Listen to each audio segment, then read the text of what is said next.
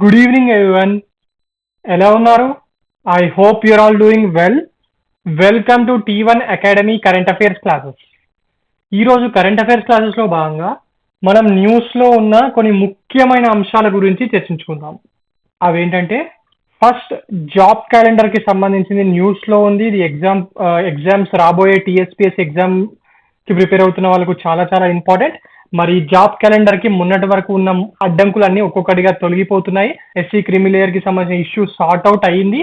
మరి ఎవరికి ఎంత రిజర్వేషన్స్ అనేది ఫైనల్ గా డిసైడ్ అయిపోయింది కాబట్టి మనకు నెక్స్ట్ అన్ని నోటిఫికేషన్స్ ఉంటాయండి. మరి మొట్టమొదటిగా అందులో డిఎస్సి నోటిఫికేషన్ తోని ఈ ఇయర్ జాబ్ క్యాలెండర్ అనేది స్టార్ట్ అయ్యే ఛాన్సెస్ ఎక్కువగా ఉన్నాయి. ఎందుకంటే టెట్ ఆల్రెడీ కంప్లీట్ అయిపోయింది, వాటి రిజల్ట్స్ కూడా ఇచ్చారు. మరి లాస్ట్ టైమే డిఎస్సి ఎగ్జామ్స్ పెట్టేటప్పుడే లాస్ట్ టైమే దీని గురించి కూడా అప్పుడే చెప్పున్నారు, మేము రాబోయే నోటిఫికేషన్స్ లో ఫస్ట్ డిఎస్సి తోనే స్టార్ట్ చేస్తామని చెప్పి. మరి ఇది ఇచ్చే అవకాశం ఉంది. న్యూస్ పేపర్స్ లో ఈ ఫిబ్రవరి ఎండింగ్ లోనే డిఎస్సి నోటిఫికేషన్ ఒకటి వస్తుంది అని చెప్పి అంటున్నారు. బట్ ఫిబ్రవరి ఎండింగ్ కన్నా కూడా మార్చ్ లో వచ్చే అవకాశాలు ఎక్కువగా ఉన్నాయండి. ఎందుకంటే ఒక దిక్కేమో స్థానిక సంస్థల ఎన్నికలు ఉన్నాయి మొత్తం రాష్ట్రం మొత్తం, ఇంకొక దిక్కేమో already MLC, teachers MLC, graduate MLC notifications ఉన్నాయి కాబట్టి మరి దీనికి కోడ్ అడ్డొచ్చే అవకాశం ఉంది. ఓకే, దీనికి కోడ్ అడ్డొచ్చే అవకాశం ఉంది. సో ఈ ఎలక్షన్స్ అయిపోయిన తర్వాత మాత్రమే డిఎస్సి ఇస్తారండి మాక్సిమం. అందరూ అంటున్నట్టుగా ఈ నెలాఖరులో డిఎస్సి నోటిఫికేషన్ వచ్చే అవకాశాలు తక్కువ. మీరు అనుకోవచ్చు ఇది ఎమ్మెల్సీ నోటిఫికేషన్ అనేది స్థానిక సంస్థలకు సంబంధించింది, మొత్తం స్టేట్ వైడ్ కాదు కదా అని. బట్ టీచర్స్ గ్రాడ్యుయేట్స్ ఉంది కదండి, టీచర్స్ గ్రాడ్యుయేట్స్ ఉంది. సో ఎవరైనా ప్రతిపక్షాలు ఎవరో ఒకళ్ళు కోర్టు ఖచ్చితంగా వెళ్తారు అది వేస్తే. సో డిఎస్సి అనేది ఫిబ్రవరిలో కాకుండా ఈ నోటిఫికేషన్ అయిపోగానే, ఈ ఎమ్మెల్సీ ఎలక్షన్స్ అయిపోగానే వచ్చే అవకాశాలే ఎక్కువగా ఉంటాయి. ఓకే, డిఎస్సి అయిపోగానే next police constable and SI notifications వస్తాయండి. Police constable and SI notifications వస్తాయి. మరి అది అయిపోయిన తర్వాత ఏఈఏడబ్ల్యూ సైమల్టేనియస్ గా ఏఈఏడబ్ల్యూ వాటికి సంబంధించిన ఇంజనీరింగ్ జాబ్స్ లకు సంబంధించి కొన్ని నోటిఫికేషన్స్ వెయిటింగ్ లో ఉన్నాయి. మరి అవి దాని తర్వాత గ్రూప్స్ మే ఆర్ జూన్ నుంచి గ్రూప్స్ నోటిఫికేషన్స్ ఫస్ట్ గ్రూప్ 1 తోని స్టార్ట్ అయ్యే అవకాశాలు ఎక్కువగా ఉన్నాయి. మరి మొన్న 563 పోస్టులతో వచ్చింది. మరి ఇంత భారీ నోటిఫికేషన్ మళ్ళీ వస్తుందా అంటే అంతగా రాదండి, వచ్చే అవకాశాలు పెద్దగా లేవు. 450 పోస్టులు ఉన్నాయి అది ఇది అని చెప్పి మన వాళ్ళు చాలా మంది టెలిగ్రామ్ ఛానల్స్ లో ఉదర కొడుతున్నారు. కానీ ప్రాక్టికల్ గా ఒకసారి ఆలోచించండి, ఇప్పుడే 450 వేసేస్తే నెక్స్ట్ ఎలక్షన్ వచ్చేసరికి ఇది ఇచ్చిర్రు అనేది స్టూడెంట్స్ మర్చిపోతారు, రైట్? సో ఎలక్షన్ ముందు ఇయర్ లో మన దగ్గర నోటిఫికేషన్ ఇవ్వడం అనేది ఖచ్చితంగా ఉండేదే. సో ఈ 450కి 415 ఇవ్వకపోవచ్చు, ఇక్కడ కొన్ని ఇచ్చి నెక్స్ట్ కోసము కొన్ని దాచేసే అవకాశమే ఎక్కువగా ఉంటుందండి. జనరల్ గా ట్రెడిషనల్ గా ఇదే మెథడ్ ఎప్పుడు ఫాలో అవుతూ ఉంటారు. మరి గ్రూప్ 2లో కూడా 600 వరకు పోస్ట్ ఉన్నాయని చెప్పి కనిపిస్తుంది. మేము కనుక్కుంటే కూడా సెక్రటరేట్ నుంచి మా ఇన్ఫర్మేషన్ కూడా అదే, 500 నుంచి 600 వరకు గ్రూప్ 2 నోటిఫికేషన్ కూడా రాబోతుంది. గ్రూప్ 3 కదా, సో ఆ గ్రూప్ 4 పోస్టులని గ్రూప్ 3లో కలిపేస్తున్నారు. మరి మొన్న జాయిన్ కాకుండా మిగిలిపోయిన పోస్టులు ఇప్పుడు గ్రూప్ 4లో జాయిన్ అయ్యి మళ్ళీ గ్రూప్ 2, గ్రూప్ 1, గ్రూప్ 3 ఇలా జాబ్లు వచ్చి అవి వదిలేస్తారు కదా, ఆ పోస్టులు అవన్నిటితోని గ్రూప్ 3 నోటిఫికేషన్ పెద్దగా ఉంటుందండి. లాస్ట్ టైమే దగ్గర మన స్టూడెంట్సే ఒకసారి రిలింక్విష్మెంట్ ఇవ్వమని చెప్పి గ్రూప్ 4కి సంబంధించి మొన్నటి రిలింక్విష్మెంట్ గురించి మినిస్టర్లకు దగ్గరికి వెళ్ళినప్పుడు శ్రీధర్ బాబు గారికి రిప్రజెంటేషన్ ఇచ్చారంట. ఇలా సార్ అని చెప్పి ఆయన ఒప్పుకోలేదు అప్పుడు ఇవ్వడానికి. బట్ ఇవన్నీ కూడా నెక్స్ట్ నోటిఫికేషన్ లో యాడ్ అవుతాయి. చాలా మంది గ్రూప్ 3, గ్రూప్ 4 వాళ్ళు గ్రూప్ 3, గ్రూప్ 2, గ్రూప్ 1 లో జాయిన్ అవుతారని మాకు కూడా తెలుసు. కాకపోతే ఇప్పుడున్న జియో ప్రకారం రిలింక్విష్మెంట్ చేస్తే మళ్ళీ కోర్టు కేసులు అవుతాయి, అందుకే ఇస్తలేము. దగ్గర 3000 పోస్టులు అయినా అందులో యాడ్ అవుతాయని చెప్పారంట. మరి ఇవి కొత్తగా వచ్చేటి కొత్త గ్రూప్ 3 పోస్టులు ఇవన్నీ కలిపి మళ్ళీ 6,000 to 7,000 గ్రూప్ 3 పోస్టుల నోటిఫికేషన్ రాబోతుందండి, హైయెస్ట్ పోస్టులతోని. సో అలాగే SI and police constable notification కూడా ఈ గవర్నమెంట్ రాగానే ఫస్ట్ డిఎస్సి తర్వాత ఇదే నోటిఫికేషన్ ఇస్తున్నారు. సో ప్రిపేర్ అయ్యే అభ్యర్థులు స్పీడ్ గా మీ ప్రిపరేషన్ ని ఒక కొలిక్కి తీసుకొచ్చి నోటిఫికేషన్ వచ్చే ముందే కంప్లీట్ చేసుకోండి. Okay, right, this is the information అండి. మాకు ఇది న్యూస్ పేపర్ లో వచ్చిందని మాత్రమే కాదు, మేము కూడా కనుక్కున్నాము సెక్రటరేట్ లో. సో అక్కడ నుంచి వస్తున్న ఇన్ఫర్మేషన్ ఇది. Next question of the day, yes, consider the following statements regarding Pradhan Mantri Janjati ఆదివాసీ న్యాయ్ మహా అభియాన్ పిఎం జన్మాన్ అని చెప్పి స్కీమ్ ని గవర్నమెంట్ ఆఫ్ ఇండియా స్టార్ట్ చేసింది కదా. మరి ఇచ్చిన 3 స్టేట్మెంట్లలో ఏవి కరెక్ట్ అని అడుగుతున్నాడు, చూద్దాం ఇప్పుడు. First statement, the PM Janman scheme was launched on the birth anniversary of tribal leader Birsa Munda. కరెక్టా? ఎస్, కరెక్ట్ స్టేట్మెంట్ ఇది. మరి ట్రైబల్ లీడర్ బిర్సా ముండా గారి పుట్టినరోజున దీన్ని స్టార్ట్ చేయడం జరిగింది మోడీ గారు. మరి ఇది కరెక్టే. సెకండ్ స్టేట్మెంట్ ఏంటి, it ఇంటెండ్స్ to provide basic necessities to PVTGs particularly vulnerable tribal groups ఉన్నాయి కదా. ఎస్, వాటికి బేసిక్ నెసెసిటీస్ అంటే షెల్టర్, ఫుడ్ ఇలాంటివి ఇవన్నీ ఇవ్వడానికి ఈ స్కీమ్ తీసుకొచ్చారు అని చెప్పి అంటున్నాడు. అక్కడి వరకు కరెక్టే. కాకపోతే PVTG communities present in all states and union territories అంటున్నాడు. అంటే దాని అర్థం ఏంటి, దేశవ్యాప్తంగా అన్ని రాష్ట్రాల్లో అన్ని యూనియన్ టెరిటరీల్లో ఉన్న PVTG particularly vulnerable tribal group కమ్యూనిటీకి బేసిక్ నెసెసిటీస్ ని ప్రొవైడ్ చేయడానికి ఈ పిఎం జన్మాన్ అనే స్కీమ్ ని తీసుకురావడం జరిగింది అని చెప్పి అంటున్నాడు. ఇది కరెక్టా? తప్పు కదా. అదేంటి సార్, బేసిక్ నెసెసిటీస్ కోసమే కదా అని చెప్పి మీకు అనిపించచ్చు. ఎస్, బేసిక్ నెసెసిటీస్ కోసమే. కాకపోతే ఈ పీవీటీజీస్ మొత్తం అన్ని స్టేట్స్లో లేడున్నారండి, లేరు కదా. Particularly vulnerable tribal groups 18 states and 1 union టెరిటరీలో మాత్రమే ఉన్నారు, అన్ని ప్లేసెస్ లో లేరు. సో ఈ half statement correct, half statement తప్పు. మరి మొత్తం స్టేట్మెంట్ అప్పుడు మనకు ఆటోమేటిక్ గా తప్పు అయిపోతుంది కదా. ఎస్, మరి సెకండ్ స్టేట్మెంట్ తప్పు. The scheme will be implemented by 9 ministries with ministry of tribal affairs playing the key role. Yes, ఇది కూడా కరెక్టే. మొత్తం 9 మినిస్ట్రీలు అంటే బేసిక్ నెసెసిటీస్ కింద చాలా వస్తాయి కదా, ఫుడ్, షెల్టర్, ఎడ్యుకేషన్ ఇట్లా అన్నీ వస్తాయి కదా. ఎస్ 9 మినిస్ట్రీలు కూడా ఈ స్కీమ్ ని ఇంప్లిమెంట్ చేస్తున్నాయి. మరి మినిస్ట్రీ ఆఫ్ ట్రైబల్ అఫేర్ దాన్ని కోఆర్డినేట్ చేస్తుంది. మరి first statement, third statement correct, second statement wrong అండి. సో ఆన్సర్ ఏమవుతుంది, 193 ఇస్ ద కరెక్ట్ ఆన్సర్. ఈ పిఎం జన్మాన్ మీద ఖచ్చితంగా క్వశ్చన్ వస్తుందండి. ఇటు తెలంగాణ వాళ్ళకు, అటు ఏపీ వాళ్ళకు. ఇండియన్ సొసైటీలో భాగంగా ఎస్సీస్ అండ్ ఎస్టీస్ కోసం పెట్టిన schemes, welfare activities, welfare programmes and topics ఉన్నాయి కదా, అక్కడ ఖచ్చితంగా దీన్ని ఇస్తారు. లేకపోతే కరెంట్ అఫైర్స్ లో ఇవ్వచ్చు, లేకపోతే ఎకానమీలో భాగంగా కొత్త స్కీమ్స్ అండ్ పాలసీస్ మీద కూడా క్వశ్చన్స్ వస్తాయి కదా, అందులో భాగంగానైనా ఇవ్వచ్చు. Okay, right. Now coming on to the next topic, that is Panama becomes first Latin American nation to exit from China's BRI. Latin America అంటే ఏంటంటే సౌత్ అమెరికన్ కాంటినెంట్ ఉంది కదా, అందులో ఉన్న దేశాలని లాటిన్ అమెరికన్ కంట్రీస్ అని చెప్పి కూడా అంటారు. మరి BRI that is belt and road initiative, China వాళ్ళ బెల్ట్ అండ్ రోడ్ ఇనిషియేటివ్ ఉంది కదా, అందులో నుంచి బయటకు వచ్చిన మొట్టమొదటి లాటిన్ అమెరికన్ దేశంగా పనామా నిలిచింది అని చెప్పి అని న్యూస్ లో ఉందండి. మరి పనామా వాళ్ళు బయటకు వెళ్ళిపోతే అదేంటి సార్ ఇక్కడ ట్రంప్ ఫోటో వేసిర్రు అని చెప్పి మీకు డౌట్ రావచ్చు. ఎందుకు అంటే దీని మీద అమెరికన్ ప్రెజర్ బాగుందండి పనామా దేశం మీద. రీసెంట్ గానే America external affairs minister Panama దేశానికి వెళ్ళొచ్చిన తర్వాతనే వాళ్ళు డిసిషన్ తీసుకోవడం జరిగింది.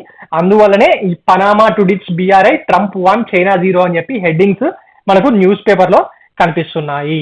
మరి పనామా ప్రెసిడెంట్ అయిన Jose Quintero has recently announced that Panama would not renew its participation in China's belt and road initiative.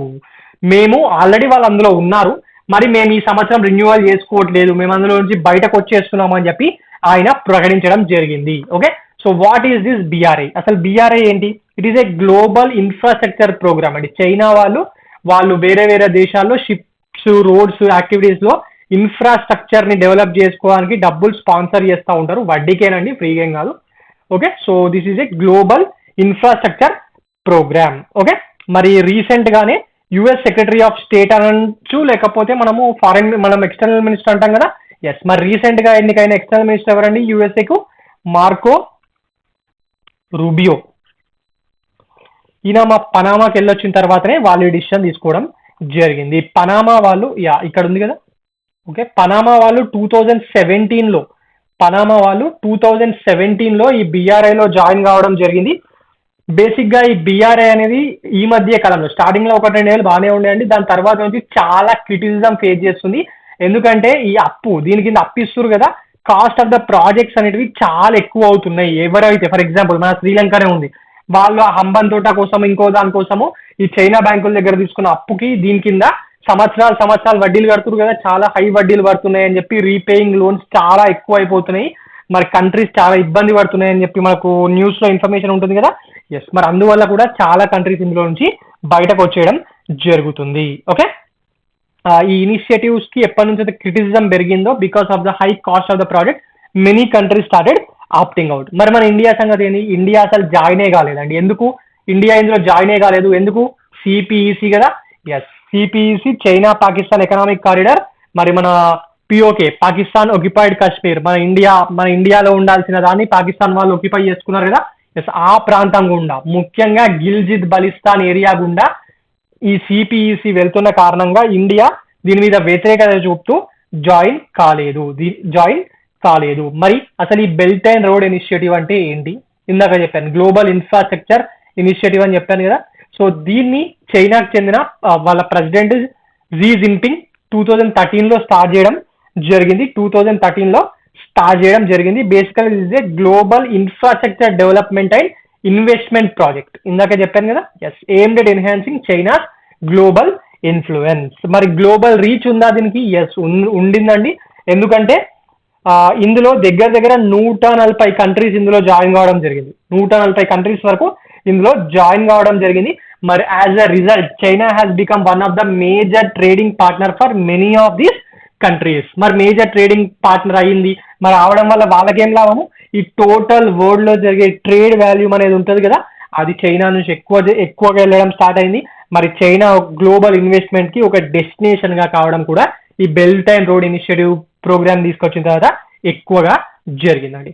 So one more thing about this is flagship projects. ఇందాక మనం మాట్లాడుకున్నట్టుగా ఈ బీఆర్ఐకి సంబంధించిన ఫ్లాగ్షిప్ ప్రాజెక్ట్ ఏంటంటే CPEC కదా. Yes, the most important the most prominent BRI project ఏంటి అంటే సిపిఈసి. ఎందుకు? దీని మీద దగ్గర $60 బిలియన్ పెట్టుబడులు పెట్టిర్రండి. పాకిస్తాన్ లాంటి తీవ్రవాద దేశాన్ని నమ్ముకొని వాళ్ళ దగ్గర ఉన్న గ్వాదర్ పోర్ట్ ఉంది కదా మీకు ఇక్కడ. I will show the map. Yes, ఈ కస్గర్ నుంచి ఇది మన ఇండియాలో ఉన్న కశ్మీర్ రీజియన్, దీన్ని పాకిస్తాన్ ఆక్యుపేషన్ లో ఉంది కదా, దాని గుండా ఇలా లాహోర్ మీదకి వెళ్ళి గ్వాదర్ దాకా వెళ్ళి మరి ఇక్కడ నుంచి ఇలా ప్రోడక్ట్స్ ని బయటకు తీసుకుపోయే వాళ్ళగా, అలాగే ఈ ప్రోడక్ట్స్ ఇక్కడికి వచ్చిన తర్వాత ఇక్కడ నుంచి వీళ్ళకి తరలించడానికి దీన్ని తీసుకురావడం జరిగింది. మరి దానికి $60 బిలియన్ వెంచర్ చేసిరు. మరి బలూచిస్తాన్ రీజియన్ గురించి వెళ్తుంది కాబట్టి అక్కడ బలూచిస్తాన్ లో ఇన్సర్జెన్సీ ఉంది కదా, వాళ్ళందరూ అప్పుడప్పుడు వీటిని అటాక్ చేసి ధ్వంసం చేస్తూ ఉంటారు. ఒక 6 months బ్యాక్ అనుకుంటా బలూచిస్తాన్ సంబంధించిన మానవ బాంబులు అటాక్ చేసి చైనీస్ సైంటిస్ట్లను కూడా చంపేయడం జరిగింది. ఓకే, మరి ఇది జిన్జియాంగ్ ప్రావిన్స్ నుంచి గ్వాదర్ పోర్ట్ వరకు, అంటే బలూచిస్తాన్ ప్రావిన్స్ లో ఉన్న గ్వాదర్ పోర్ట్ వరకు ఉంది ఫ్లాగ్షిప్ ప్రాజెక్ట్. దగ్గర 3000 కిలోమీటర్లు ఉంటుందండి. 3000 కిలోమీటర్లు ఉంటుంది.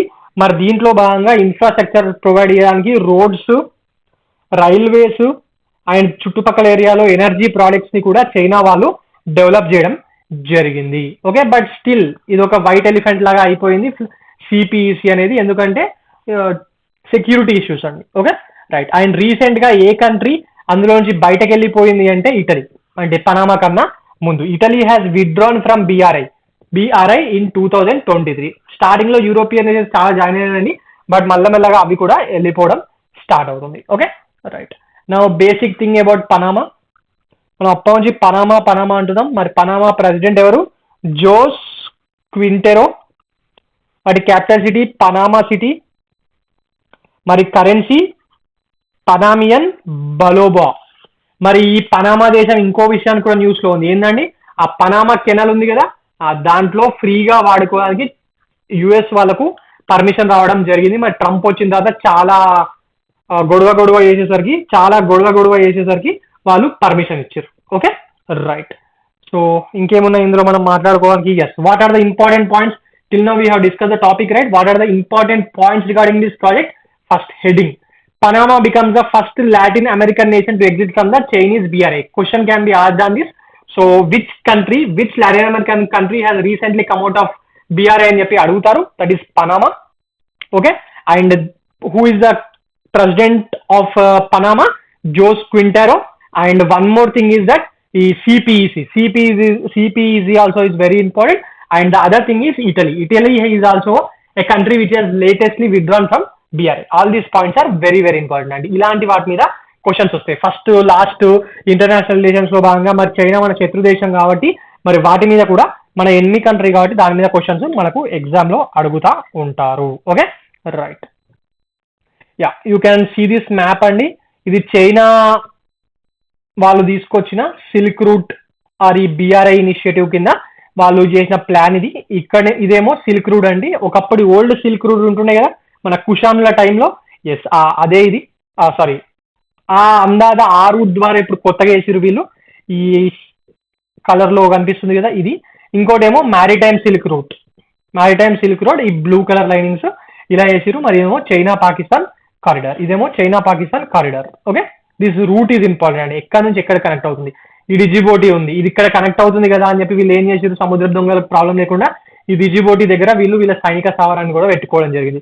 మరి కొలంబో దగ్గర హమ్మన్ తోట పోర్టు ఇవన్నిటిని వాళ్ళ ఆధీనంలోకి మెల్లమెల్లగా తెచ్చుకోవడానికి ప్రయత్నిస్తున్నారు. Okay right. Now coming on to one of the most important topic, news లో చాలా ఉంది కదా, గాజా స్ట్రిప్.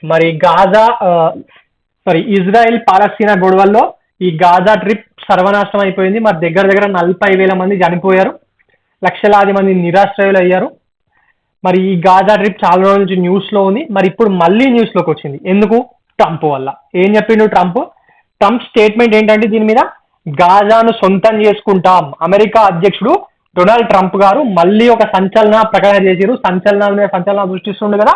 ఎస్, యుద్ధ కల్లోలిత ఈ గాజా స్ట్రిప్ ను మేము స్వాధీనం చేసుకొని అభివృద్ధి చేస్తామని చెప్పి ఆయన ప్రకటించడం జరిగింది. ఓకే, రీసెంట్ గా ఇజ్రాయెల్ ప్రైమ్ మినిస్టర్ మన బెంజమిన్ నెతన్యాహు గారు ఉన్నారు కదా, ఆయన ట్రంప్ తో భేటీ అయ్యారు అమెరికాకి వెళ్ళి.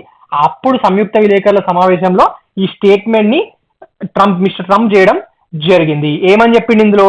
ఆయన ఏం చెప్పిండంటే, గాజాలో ఉన్న దాదాపు 20 లక్షల మంది పాలస్తీనా వాసులంతా ఆ పశ్చిమాసియా అంటే ఈ వెస్ట్ ఏషియా ప్రాంతం ఉంటది కదా, ఆ చుట్టుపక్కల ఉన్న దేశాలు, I mean Egypt, Israel, Palestine అంటే వెస్ట్ బ్యాంక్, లేకపోతే పక్కన ఉన్న జోర్డన్, సిరియా, ఇలా ఏ దేశానికన్నా వెళ్ళిపోతే ఆ చుట్టుపక్కల దేశాల్లోకి వెళ్ళి నివసిస్తే గాజా ప్రాంతానికి మేము యుఎస్ఏ వాళ్ళము బాధ్యత తీసుకొని దాన్ని పునర్నిర్మిస్తాము అని చెప్పి ఈయన ప్రకటించడం జరిగింది. ఓకే, అంటే వీళ్ళు వెళ్ళిపోతేనే స్వాధీనం చేసుకుంటాం అంటున్నాడు. వీళ్ళని పంపించేసుకున్న తర్వాత మేము స్వాధీనం చేసుకుంటాము. స్వాధీనం చేసుకొని మరి వెస్ట్ బ్యాంక్ ఏరియాలో, అదే గాజా స్ట్రిప్ ఏరియాలో ఎక్కడైతే ఇజ్రాయెల్ వాళ్ళు చాలా ప్రమాదకరమైన బాంబులను, ఆయుధాలను అమర్చిర్రంట, మరి వాటిని నిర్వీర్యం చేసే బాధ్యతను మేము తీసుకుంటాము.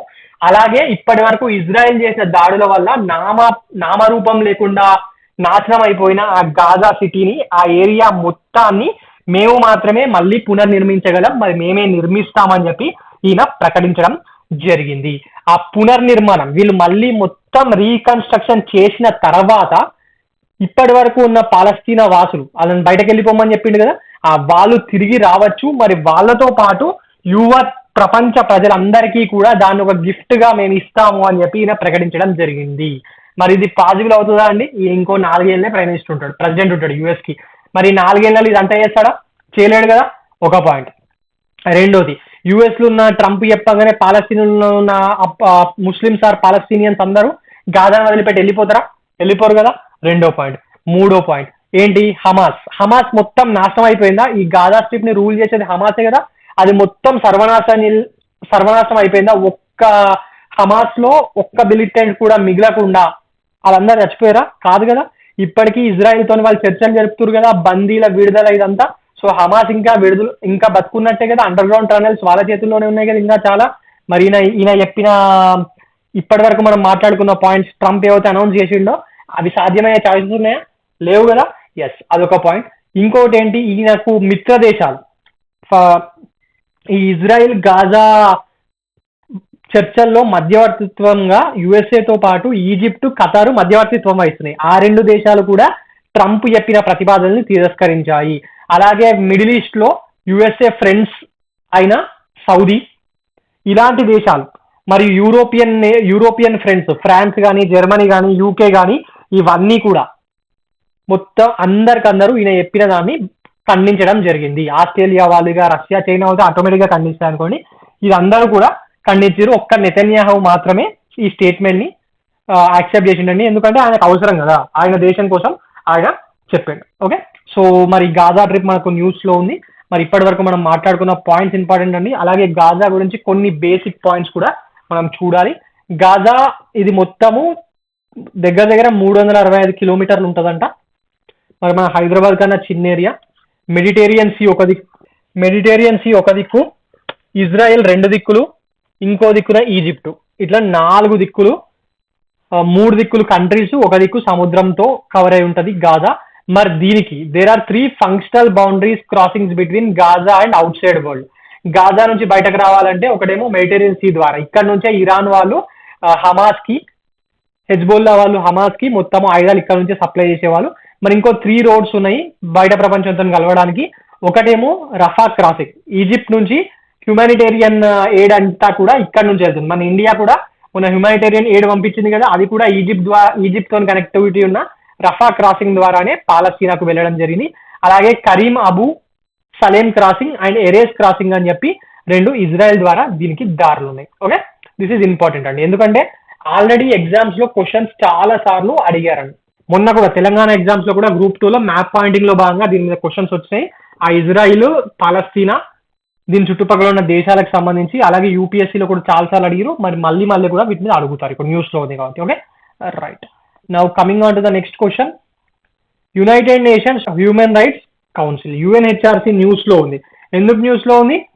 మొన్ననే కదా ఈ ఐరస మానవ హక్కుల కౌన్సిల్ కి ట్రంప్ గుడ్ బై చెప్పిండు, యుఎస్ ని అందులో నుంచి బయటకు తీసుకుపోయిండు. మరి ఆయన డిసిషన్ ని ఫాలో అవుతూ ఇజ్రాయెల్ వాళ్ళు కూడా దీని నుంచి బయటకు వచ్చేసారు. యుఎన్హెచ్ఆర్సీకి బయటకు రావడానికి మన ట్రంప్ చెప్పిన రీజన్ ఏంటి? ట్రంప్ చెప్పిన రీజన్ గుర్తుందా? పాలస్తీనా శరణార్థుల విషయంలో ఐరసా సంస్థ ఈ హ్యూమన్ రైట్స్ ఇష్యూలో యుఎన్హెచ్ఆర్సీ ఇజ్రాయెల్ కి అపోజిట్ గా ఉందని చెప్పి మరి ఈయన బయటకు వచ్చేసిండు. మరి ఆయన్నే బయటకు వచ్చినప్పుడు ఇజ్రాయెల్ బయటకు వస్తుంది ఎట్లా? సో ఇజ్రాయెల్ వాళ్ళు కూడా బయటకు వచ్చేయడం జరిగింది. ఓకే, మరి అలాగే ఈయన ట్రంప్ ఈ యుఎన్హెచ్ఆర్సీకి సంబంధించిన విషయంలో పాలస్తీనా శరణార్థులకు యుఎన్ఓ భవిష్యత్తులో చేయాల్సిన సహాయాన్ని కూడా ఈయన నిలిపేసిండు. ఎందుకు? దీనినే కదా ఫండింగ్ ఎక్కువ ఇచ్చేది. ఆ ఫండింగ్ ని ఆపేసిండు. ఎట్లా? కార్యనిర్వాహక ఉత్తర్వులు అండి, ఎగ్జిక్యూటివ్ డిసిషన్ తీసుకుంటుండు కదా. ఎస్, మొన్న కూడా మన ఇండియన్స్ అనే కాదు, వేరే దేశస్తులు ఎవరన్నా బై బర్త్ సిటిజన్షిప్ రాకుండా అప్పుడు కూడా ఎగ్జిక్యూటివ్ ఆర్డర్ ఇచ్చింది కదా. అలాగే ఇక్కడ కూడా ఎగ్జిక్యూటివ్ ఆర్డర్ ని ఇవ్వడం జరిగింది. Okay, right. యూనిసెఫ్ లో కూడా అమెరికా కొనసాగడం మీద ట్రంప్ ఒకసారి సమీక్ష నిర్వహించాలని చెప్పి అధికారులను ఆదేశించడం జరిగింది. అలాగే ఇది మాత్రమే కాకుండా ఇంకా చాలా చాలా డిఫరెంట్ డిసిషన్స్ అనేటివి ఆయన తీసుకుంటుండండి, రాడికల్ డిసిషన్స్ తీసుకుంటుండు. సో మనం ఇప్పుడు ఇది చూద్దాం. యుఎన్హెచ్ఆర్సీ మన న్యూస్ లో ఉంది కాబట్టి మనకు యుఎన్హెచ్ఆర్సీకి సంబంధించిన బేసిక్ ఇన్ఫర్మేషన్ మనకు తెలియాలి. Israel follows US in withdrawing from UNHRC citing bias against Israel. UNHRC వాళ్ళు మన ఖండించారు కదా, ఇజ్రాయెల్ చేస్తుంది చాలా ద్రోహం అని చెప్పి, మనుషుల్ని చంపేస్తుంది ఇట్లా ఇష్టం ఉన్నట్టు అని చెప్పి యుఎన్హెచ్ఆర్సీ ఇజ్రాయెల్ చేసిన దాడుల్ని ఖండించడం జరిగింది. మరి యుఎన్హెచ్ఆర్సీ ఏంటి, అసలు ఇది ఎక్కడ ఉంది, దీనికి సంబంధించిన విశేషాలు మనం చూద్దాం. బేసికలీ ఇలాంటి ఆర్గనైజేషన్స్ అన్ని ఇంటర్ గవర్నమెంటల్ బాడీసే ఉంటాయండి. But UNHRC is an intergovernmental body of the United Nations Organisation. దేనికోసము? ఆ పేరులో ఉన్నట్టే హ్యూమన్ రైట్స్ కి సంబంధించిన విషయాల మీద యునైటెడ్ నేషన్స్ సంబంధించిన హైయెస్ట్ డిసిషన్ మేకింగ్ బాడీ ఇది. మన యుఎన్హెచ్ఆర్సీ హెడ్ క్వార్టర్ ఎక్కడ ఉందండి? దీని హెడ్ క్వార్టర్ జెనీవాలో ఉంది, స్విట్జర్లాండ్ లో. Mandate to promote universal respect for human rights and addresses violations. Human rights కి సంబంధించి ఎక్కడ వైలేషన్స్ జరిగినా దాన్ని అడ్రస్ చేసే ముఖ్యమైన బాధ్యత ప్రపంచవ్యాప్తంగా ఉన్న సమస్యల్లో దీనికే ఉంటుంది. మరి యుఎన్హెచ్ఆర్సీని 2006 లో ఎస్టాబ్లిష్ చేయడం జరిగింది. ఇంతకు ముందు కమిషన్ ఆన్ హ్యూమన్ రైట్స్ అని ఉంటుండే, దాని ప్లేస్ లో దీన్ని తీసుకొచ్చారు. మరి యుఎన్హెచ్ఆర్సీలో మొత్తం 47 స్టేట్స్ ఉంటాయంట. మరి ఇందులో ఏ స్టేట్స్ ఉండాలి అనేది ప్రతి 3 ఏళ్లకు ఒకసారి యుఎన్ జనరల్ అసెంబ్లీలో డిసైడ్ అవుతుంది. ఓకే, ఏషియా కాంటినెంట్ నుంచి ఇంత, ఆఫ్రికా నుంచి ఇంత, అమెరికా నుంచి ఇంత, సౌత్ అమెరికా నుంచి ఇంత, యూరోప్ నుంచి ఇట్లా డిసైడ్ చేస్తా ఉంటారు. Okay, right. Now coming on to the next topic, that is Pinaka multiple rocket launch system. Recent గానే మన Pinaka multiple rocket launch systems ఇంకా మాకు కావాలి అని చెప్పి డిఫెన్స్ మినిస్ట్రీ వాళ్ళు 10,147 crores రూపీస్ కాంట్రాక్ట్ ని సైన్ చేయడం జరిగింది. ఈ పినాకా MLRS ని మనము ఆల్రెడీ 1998-99 కార్గిల్ వార్ లో వాడడం జరిగింది. అప్పుడు కూడా ఇవి చాలా మనకు హెల్ప్ అయ్యాయి. మరి అప్పటి నుంచే మనం ఇంకా వాడుతున్నాము. మెల్లమెల్లగా దీని ప్రిసిషన్ ని ఇంక్రీజ్ చేస్తూ, అలాగే రేంజ్ ని ఇంక్రీజ్ చేస్తూ దీన్ని ఇండిజీనియస్ గా మనమే డెవలప్ చేసుకుంటాం. రీసెంట్ గా దీన్ని మనము ఎక్స్పోర్ట్ చేయడం కూడా స్టార్ట్ చేసామండి. Pinaka multiple rocket launch system ని ఎక్స్పోర్ట్ కూడా చేసాము. మొట్టమొదటి కంట్రీ దీన్ని ఆర్డర్ ఇచ్చింది ఎవరంటే అర్మేనియా. మన అజర్బైజాన్ తో యుద్ధం చేసింది కదా ఆర్మేనియా కొన్ని రోజులు, ఆ ఆర్మేనియా దేశము మనకు ఇవి ఆర్డర్ పెట్టడం జరిగింది. Okay, basically this is a multiple barrel rocket launcher అండి. ఒకటేసారి 12 రాకెట్స్ వదలొచ్చు దీని నుంచి ఇన్ 44 సెకండ్స్. ఒక్కొక్కటిగా 44 సెకండ్స్ లో 12 రాకెట్స్ అందులో వదలొచ్చు. ఎట్లా ఉంటుంది అంటే మీరు ఇమేజ్ ఇది టాటా వాళ్ళు తయారు చేసే ట్రక్ అండి. ఈ టాటా ట్రక్ మీద ఇట్లా పెడతారు, 12 ఉన్నాయి కదా, ఒక్కొక్కటి రిలీజ్ చేస్తారు. In 44 seconds 12 వదలొచ్చు. ఓకే, మరి దీని కెపబిలిటీ ఏంటి అంటే ప్రిసిషన్ అండి, చాలా హై ఎగ్జాక్ట్ ప్రిసిషన్ ని ఇది ఇస్తుంది. మరి 60 కిలోమీటర్స్ రేంజ్ వరకు, మరి దీన్ని 300 కిలోమీటర్స్ వరకు మన వాళ్ళు పెంచడానికి ప్రయత్నిస్తున్నారు. ఆన్ గ్రౌండ్ ఆర్టిలరీలో మనకి ఇది చాలా చాలా హెల్ప్ఫుల్ గా ఉంటది. Okay, significance modernises artillery rocket regiments and enhancing long range strike capability. ఇందాక చెప్పాను కదా, లాంగ్ రేంజ్ లో స్ట్రైక్ క్యాపబిలిటీని ఇది ఇంక్రీజ్ చేయడానికి మన సైంటిస్టులు చాలా ప్రయత్నాలు చేస్తున్నారు. ఫస్ట్ మరి దీన్ని తయారు చేసింది ఎవరు? డిఆర్డిఓ వాళ్ళు. ఓకే, ఇది చాలా ఇంపార్టెంట్ అండి. ఇది పాయింట్ మనం మాట్లాడుకున్నాం. So what are the important points remember year? Recently defence minister 10,147 crores contract ని Pinaka multiple rocket launch system ని తయారు చేయడానికి ఇచ్చింది. మరి దీన్ని డెవలప్ చేసింది డిఆర్డిఓ వాళ్ళు. మరి ఇదేమో ప్రిసిషన్ చాలా ప్రిసైజ్ గా ఉంటది, దీని రేంజ్ 60 కిలోమీటర్స్. మరి ఆర్మేనియా వాళ్ళు రీసెంట్ గా దీనికి ఫస్ట్ ఎక్స్పోర్ట్ కస్టమర్, మాకు కావాలి అని చెప్పి ఆర్డర్ ఇచ్చిన మొట్టమొదటి దేశము Armenia. Okay, right. Now coming on to the next topic. ఈ మఖానా చాలా ఇంపార్టెంట్ అండి. మొన్న బడ్జెట్ లో దీనికి సపరేట్ బోర్డు పెట్టిరు. మనకి ఎట్లా అయితే మొన్న పసుపు బోర్డు వచ్చిందో తెలంగాణలో నిజామాబాద్ లో, అట్లనే ఇక్కడ మఖానా బోర్డు అని చెప్పి ఒకటి రావడం జరిగింది. మరి ఇది బీహార్ లో వచ్చింది. ఎందుకంటే ఇండియాలో ప్రొడ్యూస్ అయ్యే మఖానాలో 90% బీహార్ లోనే ప్రొడ్యూస్ అవుతుంది. మరి ఆటోమేటిక్ గా బోర్డు అక్కడనే పెట్టాలి కదా. మరి రీసెంట్ గానే యూనియన్ ఫైనాన్స్ మినిస్టర్ అయిన నిర్మలా సీతారామన్ గారు ఈ మఖానా బోర్డ్ ని బీహార్ లో ఎస్టాబ్లిష్ చేస్తున్నట్టు ప్రకటించడం జరిగింది. ఈ మఖానాని ఫాక్స్ నట్ అని చెప్పి కూడా పిలుస్తారండి, ఫాక్స్ నట్ అంటారు. అలాగే this is also called as black diamond అంటారు. మరి ఇది ఓషన్ లోనో అట్లా ఇక్కడ భూమి మీద పెరగదండి, ఫ్రెష్ వాటర్ బాడీస్ లో మన ఏషియాలో కానివ్వండి, సౌత్ ఏషియాలో, ఈస్ట్ ఏషియాలో ఉంటుంది. ముఖ్యంగా lakes, marshland, wetland ఇలాంటి ఏరియాల్లోనే ఇది బాగా ఎక్కువగా ఉంటాయండి. It is found in fresh water bodies, mainly in Bihar. You can see it here. Mainly in Bihar 90% of India's total makhana production is in Bihar. మరి ఇంకా వేరే స్టేట్స్ లో కూడా చేస్తారంట. బీహార్ కి చుట్టుపక్కల ఉన్న అన్ని రాష్ట్రాలు ఒకసారి చూడండి, వెస్ట్ బెంగాల్ కానివ్వండి, అస్సాం కానివ్వండి, ఒడిస్సా కానివ్వండి, Tripura, Manipur, all the other states which cultivate makhana. మరి ఇంకా సౌత్ ఈస్ట్ ఏషియాలో కూడా దీన్ని పెంచుతారని చెప్పాను కదా. You can see this Nepal, Bangladesh, Japan, Korea and China, ఈ దేశాల్లో కూడా దీన్ని పెంచుతా ఉంటారు. మరి బీహార్ గవర్నమెంట్ వాళ్ళు ఇక్కడ నుంచి ఎక్కువ ప్రొడక్షన్ ఉంది కాబట్టి ఎంఎస్పీలో ఆల్రెడీ 22 క్రాప్స్ ఉన్నాయి కదా, అందులో దీన్ని కూడా, ఈ మఖానాని కూడా అందులో చేర్చాలి అని చెప్పి బీహార్ గవర్నమెంట్ పట్టుబడుతుంది. మరి బీహారు, ఏపీ ఈ రెండు రాష్ట్రాల ఎంపీల ద్వారానే కదా ఇప్పుడు గవర్నమెంట్ కొనసాగుతుంది. వీళ్ళకే బడ్జెట్ లో ఫుల్ పైసలు వస్తున్నాయి, ఏం అడుగుతా అవి శాంక్షన్ అవుతున్నాయి. మరి ఇది కూడా శాంక్షన్ అయినా మనం ఆశ్చర్యపోవాల్సిన అవసరం లేదు. ఓకే, మరి దీనికి 2022లోనే జాగ్రఫికల్ ఇండికేషన్ ట్యాగ్ ఇచ్చిరు, మిథిలా మక్కనా అనే పేరు మీద. ఎందుకంటే ఇది మిథిలాంచల్ రీజియన్ అని ఉంటుందండి, దర్భంగా ఇలాంటి డిస్ట్రిక్ట్స్ ఉంటాయి. మిథిలాంచల్ రీజియన్ నేపాల్ కి బార్డర్ లో ఉండే ఏరియా, ఆ మిథిలాంచల్ రీజియన్ లోనే ఇదంతా పండుతుందంట. మరి అందువల్లనే దీనికి మిథిలా మక్కనా అంటారు. దానికే జిఐ ట్యాగ్ ఇవ్వడం జరిగింది. మరి దీనివల్ల యూజెస్ ఏంటి, దీని న్యూట్రిషన్ వాల్యూ ఏంది, దీని యూజెస్ ఏంటంటే బేసికల్ it is low in fat. ఈ మధ్య ఫ్యాట్ కంటెంట్ తక్కువ ఉన్నది అనగానే అందరూ అన్ని తినేస్తారు కదా అది.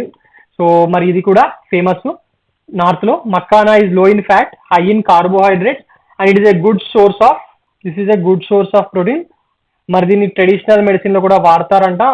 అలాగే స్నాక్స్ గా కూడా నార్త్ లో బాగా దీన్ని వాడుతూ ఉంటారు. దీన్ని లావా అని చెప్పి కూడా పిలుస్తారు. ఇవన్నీ మనకు exam point of view important అండి. మక్కానా మీద ఈసారి క్వశ్చన్ రావచ్చు. మరి దీనికి ఇది పండించడానికి క్లైమాటిక్ కండిషన్స్ ఎలా ఉండాలి, టెంపరేచర్ 20 నుంచి 35 డిగ్రీ సెంటిగ్రేడ్ మధ్య టెంపరేచర్ ఉండాలంట. మరి మన సౌత్ స్టేట్స్ లో పండే అవకాశం ఉంటుందా? తక్కువ కదా. ఎస్, చాలా తక్కువ. అంటే రెయినీ సీజను లేకపోతే వింటర్ లో పండుతాయి అనుకోరు, బట్ స్టిల్ తక్కువ. రిలేటివ్ హ్యూమిడిటీ 50 to 90% ఉండాలంట. మరి సముద్రం ఉన్న ప్రాంతాల్లో పండించడం కుదరదు. మరి యాన్యువల్ రెయిన్ఫాల్ 100 to 250 సెంటీమీటర్ ఉండాలంట. సో ఇది క్లైమేటిక్ కండిషన్, దీని మీద కూడా క్వశ్చన్ ఇవ్వచ్చు, ఇది ఒకసారి చూసుకోండి. So makhana thrives in tropical and subtropical regions. Tropic of equator కి, tropic of Cancer, tropic of Capricorn, ఈ ఏరియాలోనే ఇది పండుతుంది. మరి it is cultivated in stagnant water bodies such as ponds, lakes, wetlands, ఇందాక మనం మాట్లాడుకున్నాం, ఇది important. Makhana can be cultivated near oceans, in reverse, ఇట్లా ఇవ్వచ్చు, అది తప్పవుతుంది కదా. ఎస్. మరి అబౌట్ మకానా బోర్డ్, బేసికలీ దీన్ని 100 కోట్ల బడ్జెట్తో దీన్ని స్టార్ట్ చేసుకున్నామని చెప్పి మొన్న బడ్జెట్లో మన నిర్మలా సీతారామన్ గారు ప్రకటించడం జరిగింది. మరి ఇది పెట్టడం వల్ల అక్కడ ఏం జరుగుతుందంటే, బేసిక్గా ఇది ఇలాంటివి పెట్టినప్పుడు ఎవరైతే ఫార్మర్స్ అని పండిస్తారో వారికి ట్రైనింగ్ ఇస్తారు, ఇది ఇంకా వండడానికి ఫైనాన్షియల్ అసిస్టెన్స్ ఇస్తారు. అలాగే ఈ మక్కానా ఫార్మర్స్ ఇంకేమైనా గవర్నమెంట్ తరఫున ఏమైనా చేయగలుగుతామా, ఏమైనా స్కీమ్స్ ఇంప్లిమెంట్ చేయగలుగుతామా, దీని ప్రొడక్షన్ బూస్ట్ చేయడానికి మన దగ్గర నుంచి ఏం చేయొచ్చు. మరి బూస్ట్ ఏమంటారు, ప్రొడక్షన్ పెరిగింది, జస్ట్ ప్రొడక్షన్ పెరుగుడు అంటే రా మెటీరియల్ అమ్ముతున్నట్టే. మరి ప్రాసెసింగ్ ప్లాంట్స్, ప్రాసెసింగ్ ఇండస్ట్రీస్ కూడా పెడితే దాని వాల్యూ పెరుగుతుంది కదా. అలాంటి ప్రాసెసింగ్ ప్లాంట్స్, మార్కెటింగ్ ఫెసిలిటీస్ కల్పించడము, వాల్యూ అడిషన్ చేయడము, ఇవన్నీ చేస్తారు. ఎందుకు ఎగ్జాంపుల్ ఏంటంటే, ఫర్ ఎగ్జాంపుల్ ఇప్పుడు మక్కానా ఉంది, బీహార్లోనే మొత్తం పండుతుంది, రైట్. అసలు పంజాబ్లో ఇది పంట కూడా పండియరు, బట్ పంజాబ్లో రైతులు దీన్ని ఎక్స్పోర్ట్ చేస్తారు.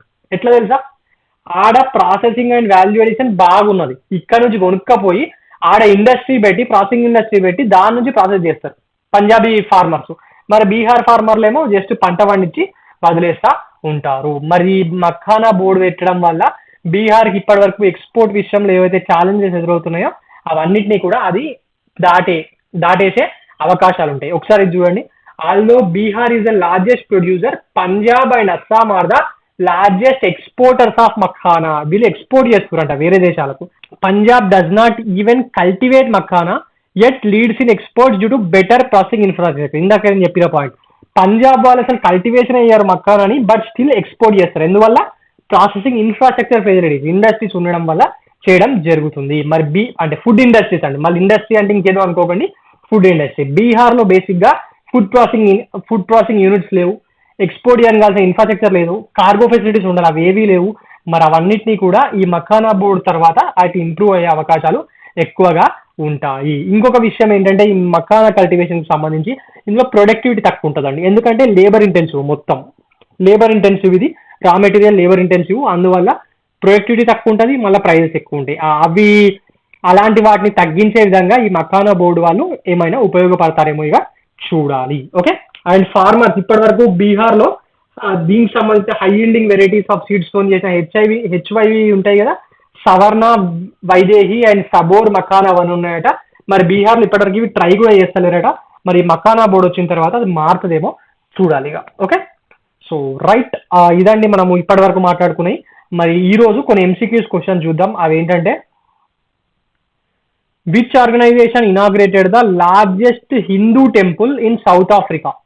సౌత్ ఆఫ్రికాలోని జోహనస్బర్గ్ లో ఆ దేశం యొక్క లార్జెస్ట్ హిందూ టెంపుల్ ని కింద వేసిన నలుగురులో ఎవరు ఇనాగ్రేట్ చేశారని చెప్పి అడుగుతున్నారు. అంటే ఏ ఆర్గనైజేషన్? ఆప్షన్ చూడండి, Ramakrishna Mission, BAPS, that is Bochasanwasi, Akshar Purushottam, Swaminarayan Sanstha, Art of Living Foundation and ISKCON.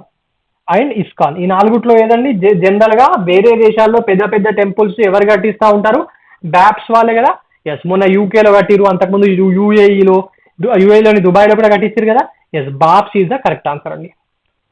Coming on to the next question, recently retired player Simona Halep is associated with which sport? ఈమె రొమానియాకు చెందిన ప్లేయర్ అండి. గ్రాండ్ స్లామ్ టోర్నమెంట్స్ గెలిచింది 2-3 సార్లు. 2016 or 17 Australian open, Serena Williams, the legendary Serena Williams ని ఓడిపేసి ఈమె గెలవడం జరిగింది. అప్పట్లో ఈమె చాలా నంబర్ 1 గా కూడా నిలిచిందని. మరి రీసెంట్ గానే ఈమె రిటైర్ అయింది గాయాల వల్ల. మరి ఆమె ఏ గేమ్ కి సంబంధించిందని అడుగుతున్నాడు. మరి గ్రాండ్ స్లామ్ అన్నాను, సెరీనా విలియమ్స్ అన్నాను. మరి ఆన్సర్ తెలియాలి కదా మీకు ఖచ్చితంగా. ఏంటది? Tennis, right. Coming on to the next question, that is recently the order titled keeping men out of women sports was passed by which nation? Women sports లో నుంచి మెన్స్ ని బయట ఉంచాలి, మెన్స్ ని అందులోకి తీసుకురాకూడదు అని చెప్పి రీసెంట్ గా ఒక ఆర్డర్ తో, ఒక టైటిల్ తో ఒక ఆర్డర్ పాస్ చేసిరంట. అది ఏ నేషన్ అని అడుగుతున్నాడు. యుఎస్ఏనా, కెనడానా, యూకేనా, ఆస్ట్రేలియానా?